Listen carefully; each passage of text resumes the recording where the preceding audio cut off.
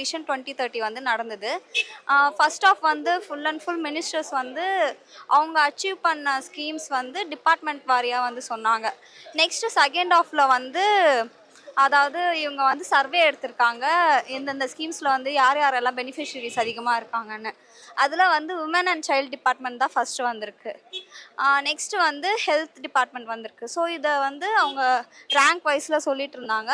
தென் வந்து ஸ்டாலின் ஐயா அவர்கள் வந்து ஃபைனலாக வந்து இந்த சர்வே பேசிஸ் வச்சு இன்னும் டெவலப்மெண்ட் பண்ணுற ரீதியாக வந்து என்னென்ன பண்ண போகிறோங்கிறத வந்து ஒரு 18 பாயிண்ட்ஸ் 19 பாயிண்ட்ஸ் சொல்லியிருப்பாரு.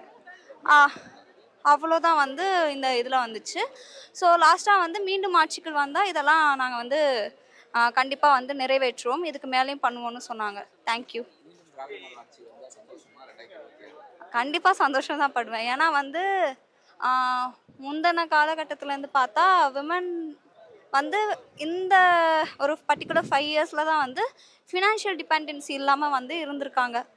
முந்தின காலத்துலலாம் பார்த்துருந்தா கூட தாலிக்கு தங்கம் அந்த மாதிரியெல்லாம் ஸ்கீம்ஸ் வந்திருந்தா கூட ஒரு அது வந்து கல்யாணம்ங்கிற அடிப்படையில் தான் வரும். இது வந்து விமன் வந்து இண்டிபெண்ட்டாக இருக்கிறதுக்கு வந்து அச்சீவ் பண்ணிருக்கிறதுனால வந்து ஸோ இன்னும் வந்தாலுமே நல்லா தான் இருக்கும். ஸோ இன்னும் நிறைய ஏரியாவில் வந்து ஃபோக்கஸ் பண்ணுவாங்கன்னு இந்த விஷன் 2030 வந்து சொல்லியிருக்காங்க.